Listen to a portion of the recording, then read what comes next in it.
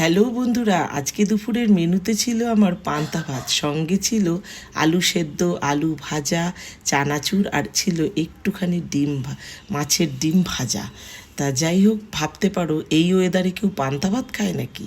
কি করব বলো, বেশ খানিকটা ভাত ছিল, তাই ভাবলাম ননদার আমি দুপুরে পান্তা ভাতটাই খেয়ে নেবো।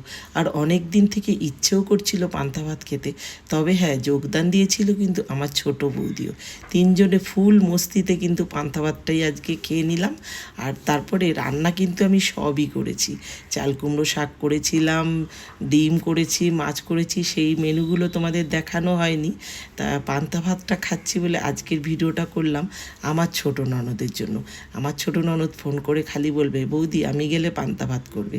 তা বলি ঠিক আছে, তুই আয়, তো তারপরে দেখা যাবে।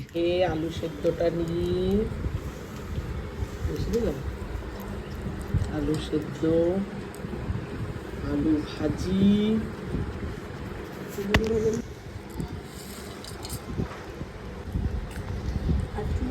ভাল লাগবে না এই দিই, প্যাডটা বইরে যাবে এনে। ও মাই গড, লাভলি লাভলি শট। আরে সন্ধ্যা, তুই কোথায়? আয় রে আয়, আয় সন্ধ্যা।